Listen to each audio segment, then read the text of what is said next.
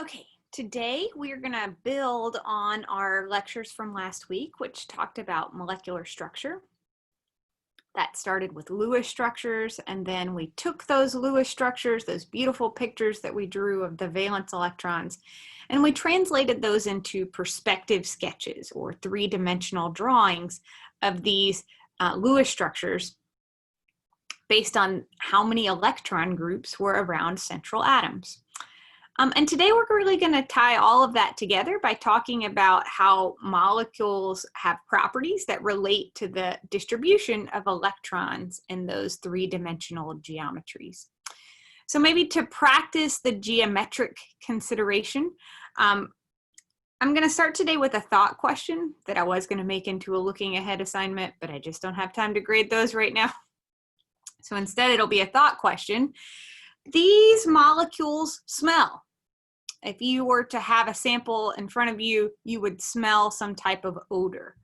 These molecules do not. I want you to take a little bit of time, pause this video, and draw the perspective sketch of each of these molecules, and then try to think about patterns in the shapes of these molecules with respect to why these might smell and why these might not.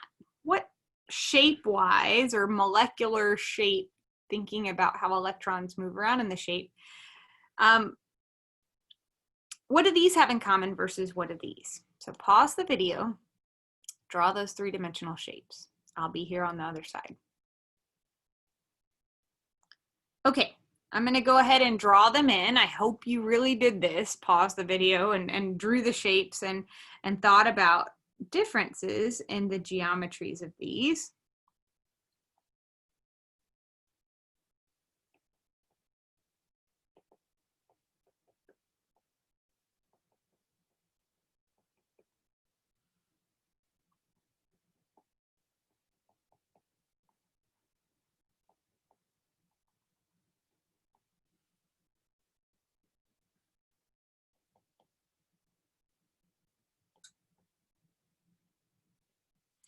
Okay, here's my shapes for all of the molecules that do smell. If we wanted to label the molecular geometry that we see at each of these central atoms, we'd say that H2S is a bent molecule. We'd say that difluoromethane is a tetrahedral geometry. We'd say that ammonia has a trigonal pyramidal molecular geometry. And we'd say that formaldehyde has a trigonal planar geometry. Okay, those are all the smelly ones. Here's the non-smelly ones. Well, oxygen looks just like its Lewis structure. It's a linear shape, as is carbon dioxide. So the steric number at carbon is 2 atoms attached, no lone pairs. So both of these are linear geometry. And then tetrafluoromethane is also tetrahedral.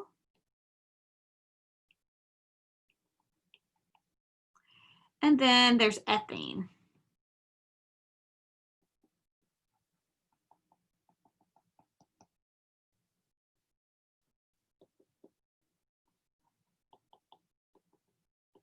You could draw it a number of ways. This is not my most beautiful drawing of ethane. I can do a little better.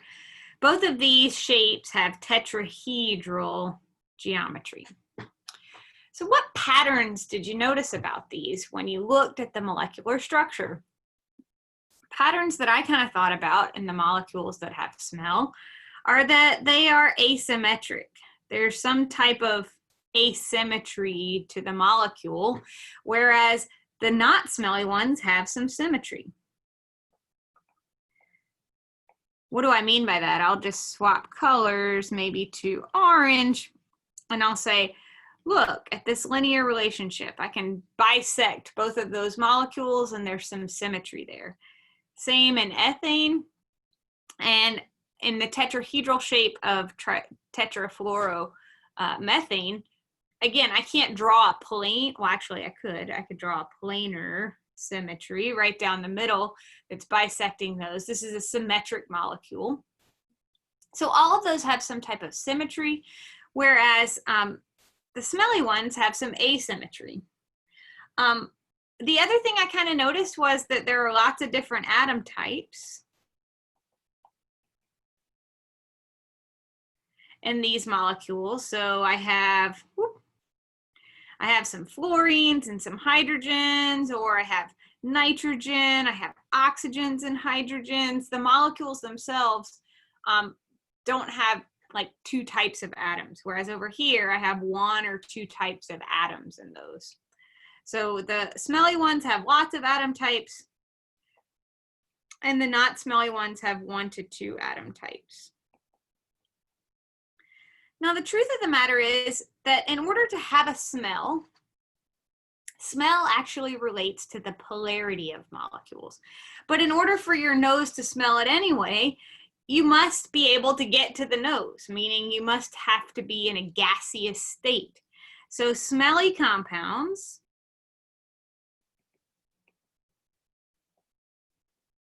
are mostly small covalently bound molecules.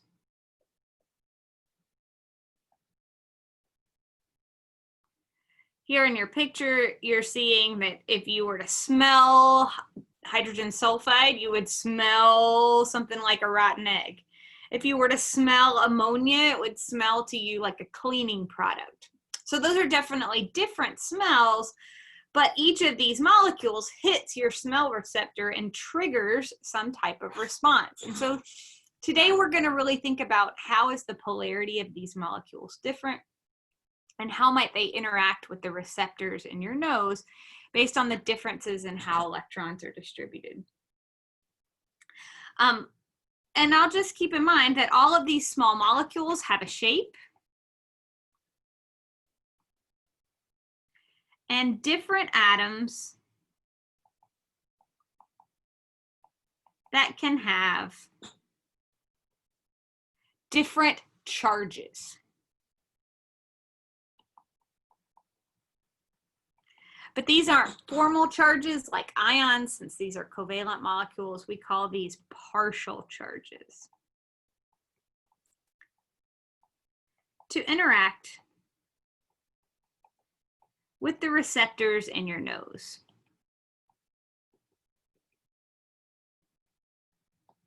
So we're going to build that model of what does the distribution of electrons look like in these shapes, and how does that impact how they smell. Polarity of molecules relates to a property called electronegativity. Electronegativity is defined as the tendency of an atom in a bond to attract electron density towards itself. The tendency of an atom in a bond to attract electron density towards itself. So here I'm going to give you 3 shell models: the lithium atom, the fluorine atom, the chlorine atom. Fluorine is the most electronegative. And I'm going to abbreviate electronegativity as capital E, capital N throughout your lecture notes. Fluorine is the most electronegative atom on the periodic table. I want you to try to explain why. Think about the shell model and what you see in the shell model for each of these atoms. Think about Z effective for each of these atoms. So the little plus charge you see in the nucleus is the number of protons in those nuclei. It is not Z effective. So I want you to think about Z effective. I want you to think about the shell model, and I want you to think about Coulomb's law to explain why fluorine, when it's sharing electrons with another atom, would be the greediest. Why is it going to suck the most electron density towards itself? I'll remind you of Coulomb's law. I want you to pause the video and come up with an explanation for this phenomenon. If you haven't figured out that it all relates to Coulomb by now, it really does all relate to Coulomb. So let's talk about what Coulomb tells us. Fluorine is the most electronegative atom. It is the greediest in terms of sucking electron density towards itself. And why is that? The attractive force of fluorine for electrons must be the strongest. Remember, attractive force is related to, or Coulomb relates to attractive force. So what things we've learned about Coulomb, the greater the charges, the greater the attractive force, and the less the distance, the greater the attractive force. So if we increase the size of these charges in the numerator, attraction goes up. If we decrease the radius of the atom, the attraction goes up.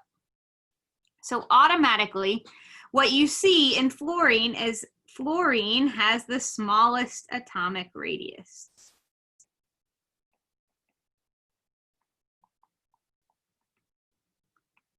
This is just a fluorine atom. So this is not actually an atom in a molecule. This is an individual fluorine atom right now that we're looking at.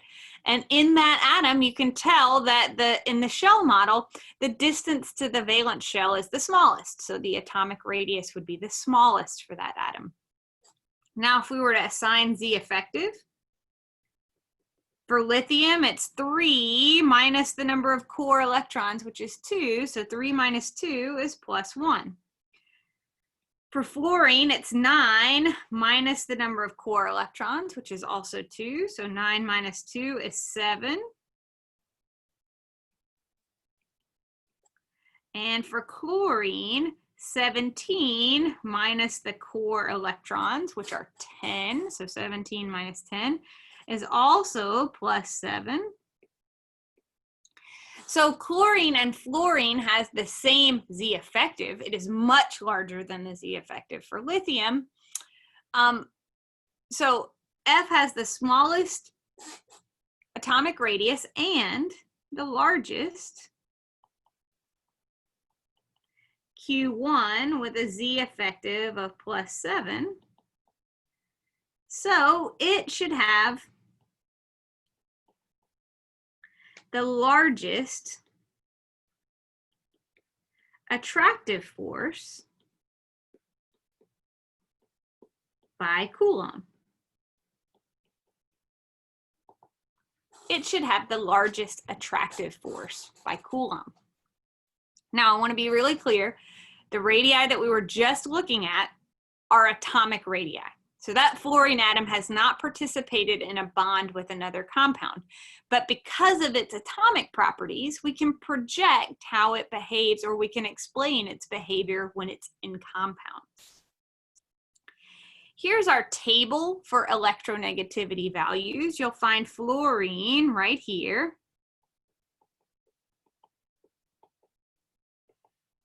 It has the largest electronegativity value.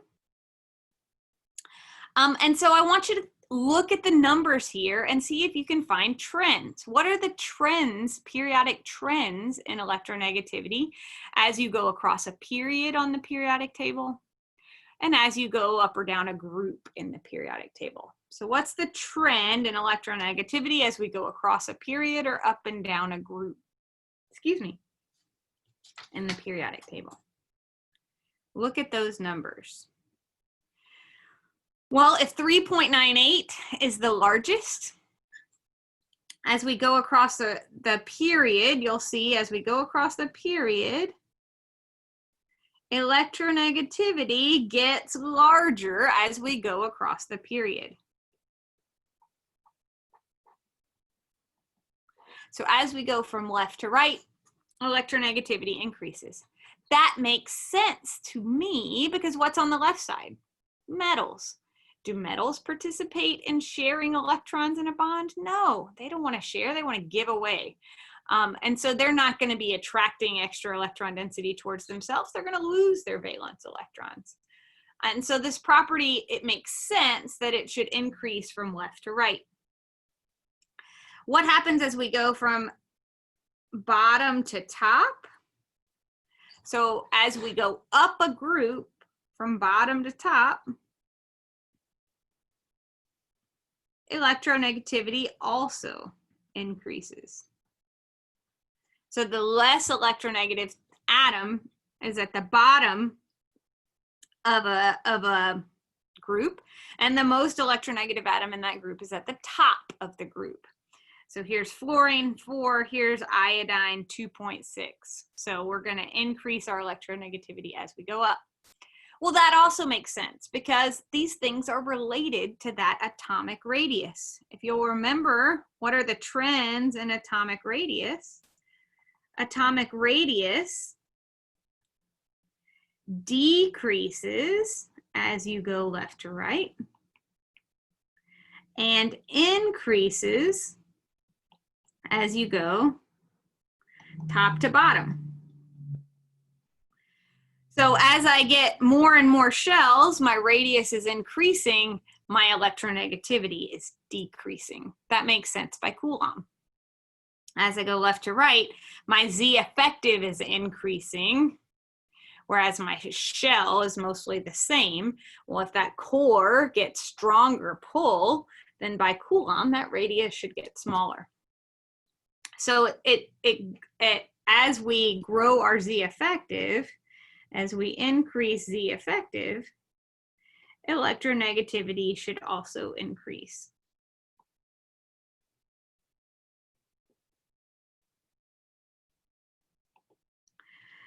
Well, when we think about molecules, molecules themselves can be nonpolar or polar or ionic, depending on the tendency of the atoms in the bond to share or transfer their electrons.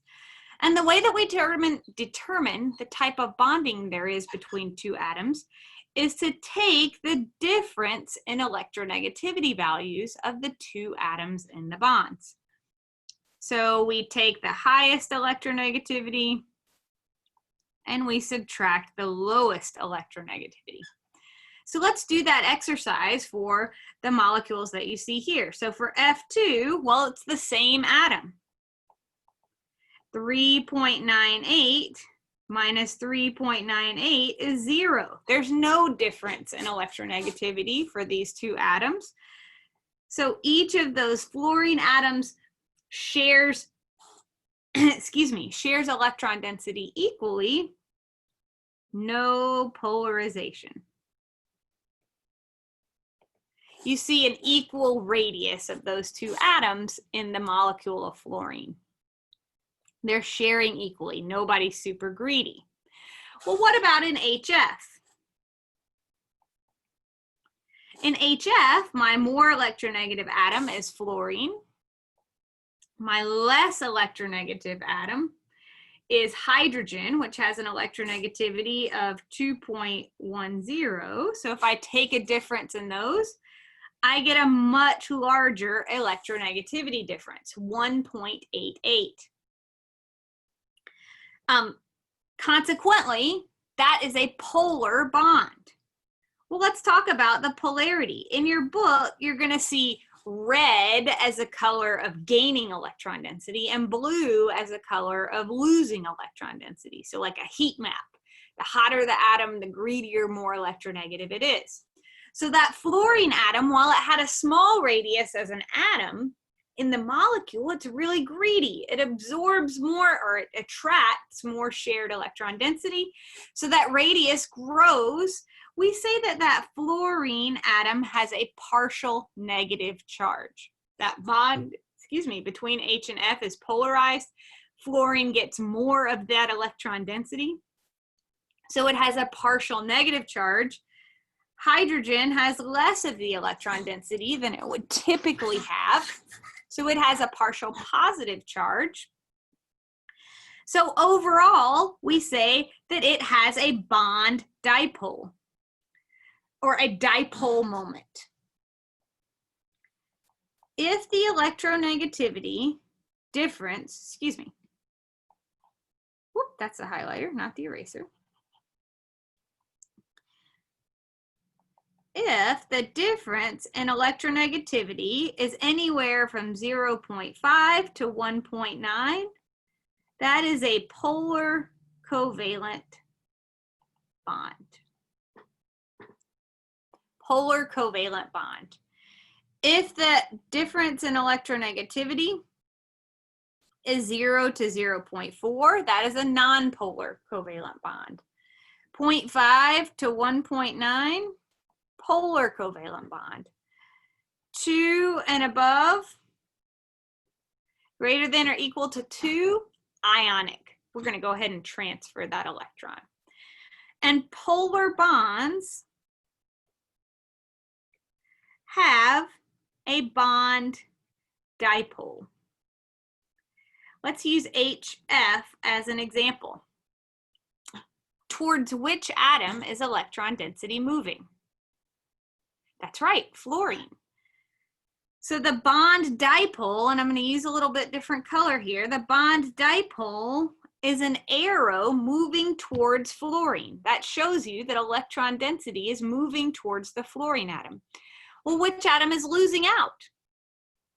That's right, hydrogen. So the bond dipole moment, we put a little plus sign on the back end of that vector to say that that hydrogen has a partial positive charge and that fluorine has a partial negative charge. Now it turns out this is our bond dipole. And since the molecule only has one bond, we would also say this is the molecule dipole. A little bit later in the lecture, we're going to talk about molecules that have more than one bond. And the way that you determine that molecule dipole is to add up all the bond dipoles. And the sum of all those little vectors gives you the molecule dipole. In the case of HF, it's the same. Okay, what about ionic compounds? If I were to take the difference in electronegativity between fluorine and lithium, I would get a value of 3. So anything greater than or equal to 2 is going to be a transfer of electrons. Just another thing to point out, the more electronegative atom gets that partial negative charge, and the less electronegative atom gets that partial positive charge. So the less electronegative atom is the loser, and the more electronegative atom is the winner and gets that more of that electron density. Just because you have a polar bond doesn't mean all bonds were created equally. We just had HF as our example, and we calculated a difference in electronegativity for 1.88. That's practically ionic, right? Here's my marking that says greater than or equal to 2 is an ionic bond. Here's my window of 0.5 to 2 is my polar covalent bond. These are differences in electronegativity values. Well, what about HI? What is the difference in electronegativity for HI? I'm going to let you pull the numbers from our electronegativity table above and calculate that difference. Okay, iodine is 2.66.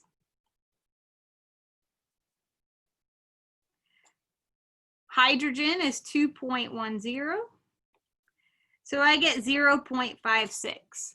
Now my difference in electronegativity is greater than 0.5. Okay, so it is a polar bond, but it's not as polar as HF. And so how do we show that? I'm going to just do the green for molecule dipole. This is a huge molecule dipole. That fluorine is super greedy. This is a very small bond dipole and molecule dipole. The iodine is still the more electronegative atom. It still gets that partial negative charge, but the vector is much shorter when I look at that vector. So the shorter vector equals less polar bond.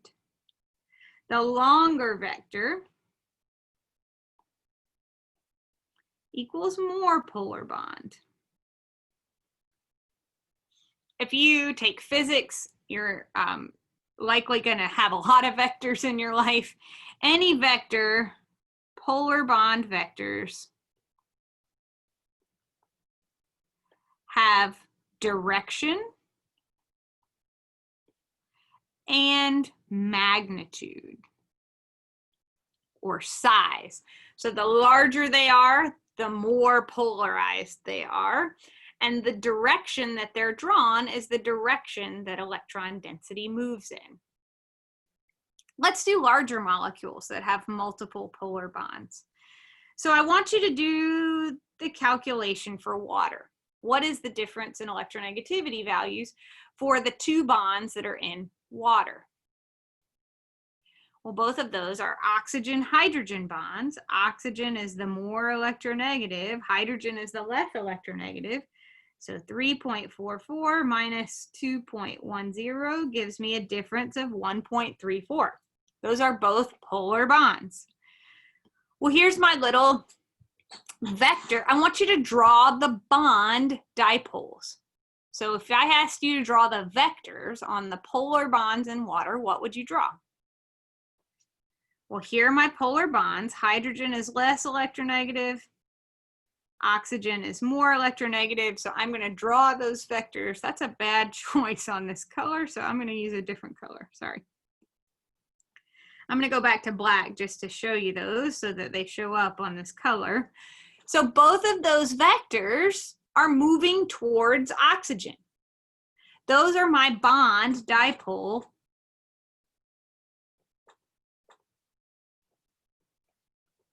Those are my bond dipole moments. That hydrogen is partially positive and that oxygen is partially negative. Okay, in each of those bonds. Well, what about the molecule? When we think about the molecule dipole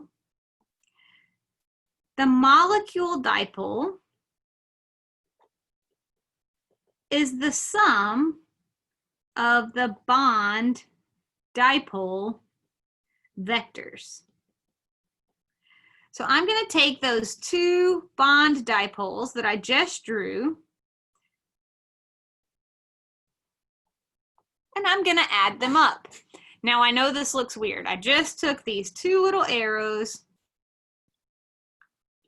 and I put them down here in the same directions that they were in. So one was pointing to the right and up, and one was pointing to the left and up. And the physicists among us would help us remember that each of these vectors has a left-right component and an up-down component. So this one is moving towards the right and up, and this one is moving towards the left and up.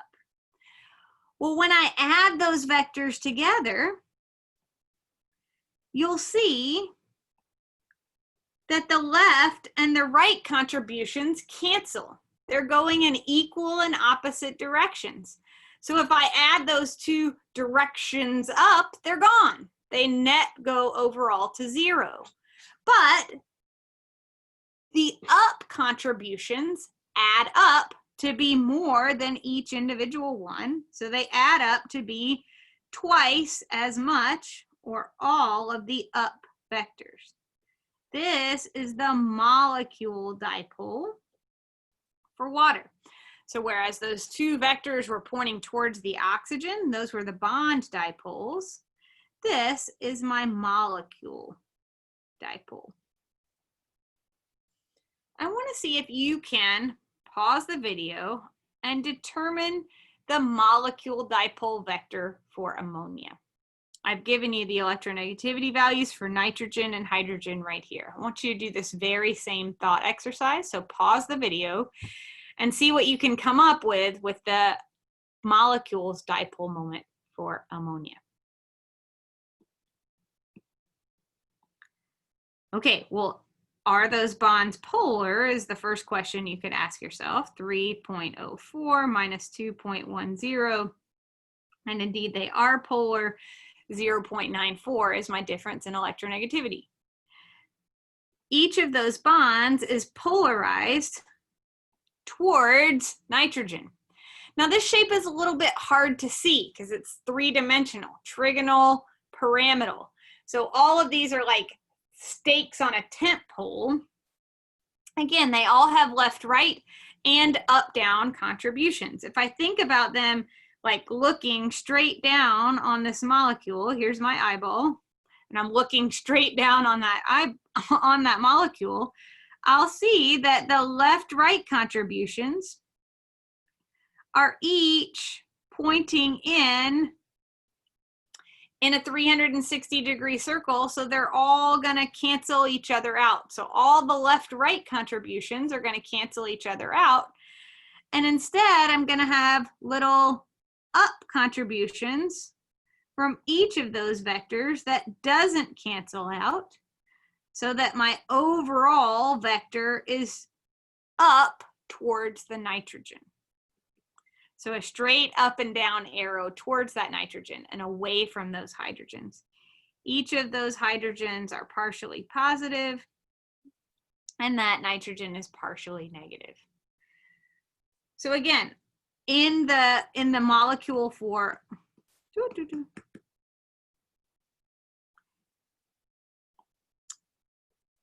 in ammonia, all of the left to right vector contributions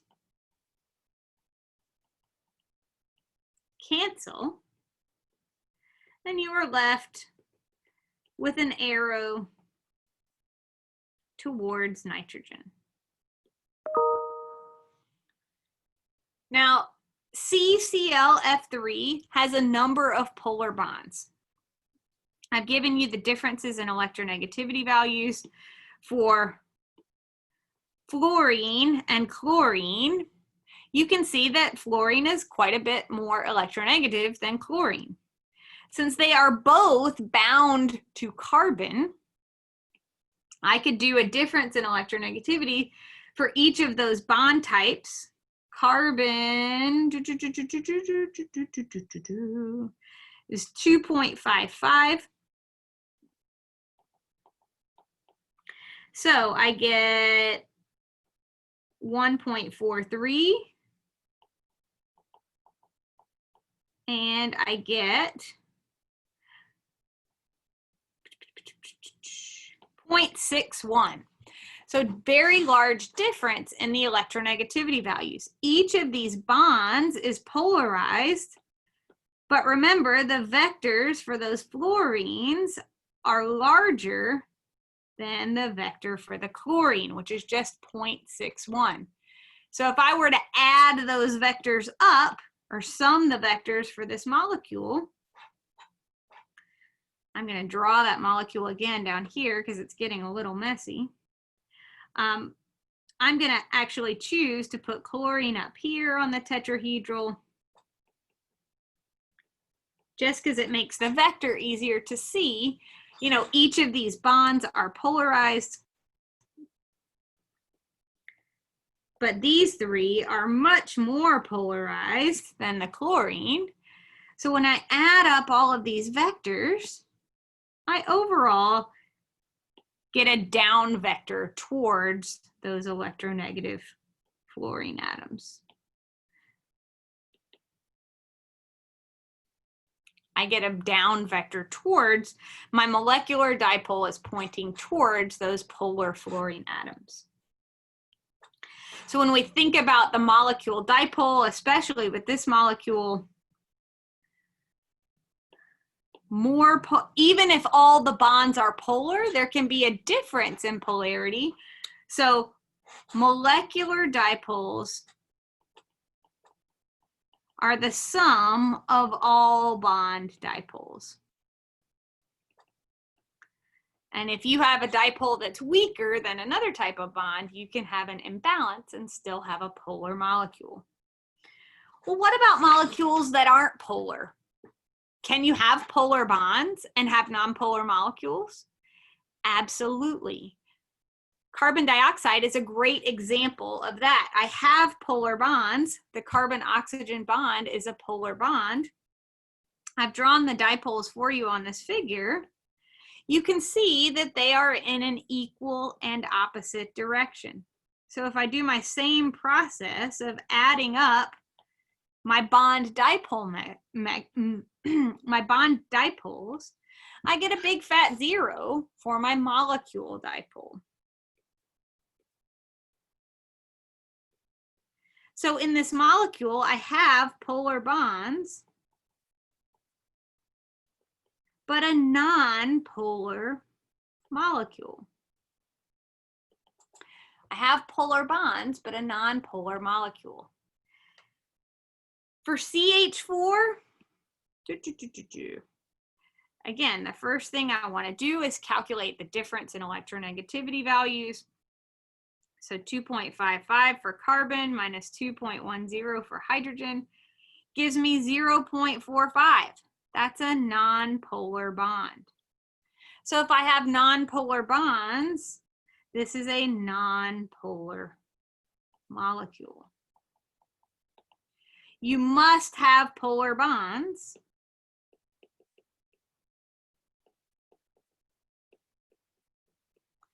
to have a polar molecule.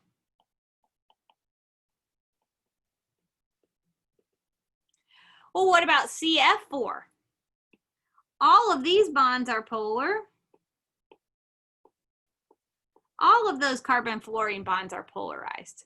However, they are all polarized in equal and opposite directions. So they're all pulling, all the down contributions are canceled by the up contribution, and all the left-right contributions also canceled, such that the molecule dipole moment for this species is also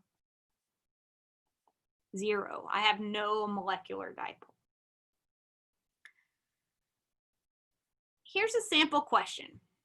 I want you to draw Lewis structures, figure out the three-dimensional shapes of each of these species, and determine which molecule has no net dipole moment. So you need to figure out what are the shapes of each of these, think about bond polarities, and then determine which molecule has no dipole moment. Pause the video. I'll be here when you get back. Okay, I just drew a lot in my pause. I didn't want to take your time for all the time drawing all of these, but I've drawn the Lewis structures and then I drew the shapes to think about the molecular shape. And whenever you're thinking about polarity, you need to think about the three-dimensional shape, because that's really what's going to tell you, do those vectors cancel or not? So I'm going to actually save XEF4 for last, because I think that's the hardest. There's some nuances around that one, so I'm going to do that one at the end. Let's first think about CF2I2. So I did the calculations for am I a polar bond, and I got 1.43 for CF bonds and 0.11 for CI bonds. So those CI bonds are not polarized, but the CF bonds are polarized. And so overall for this molecule, I've got a molecular dipole moving towards those fluorines. So this is a polar molecule. For SO2, I did the calculation, and those are also polar bonds. The difference between oxygen and sulfur is 0.86. The oxygen is more greedy. When I add up those two vectors, I overall have electron density moving towards the oxygens. So those oxygens are partial negative, and the sulfur is partial positive. Okay, so that's a polar molecule. Anytime you have a molecule dipole moment, that means that's a polar molecule. Here I have diphosphorus tetrachloride. And so each of those phosphoruses is trigonal pyramidal. When I put those together, I oriented my molecule to put all those chlorines up top. Those are polar bonds. I did the difference in electronegativity. Chlorine is more polar, so those vectors are moving towards the chlorines. And if I add all those vectors up, the left-rights are going to cancel, but overall electron density is moving towards those chlorines. So those are electronegative. Phosphorus is electropositive. So that is a polar molecule. Whoop. Sorry.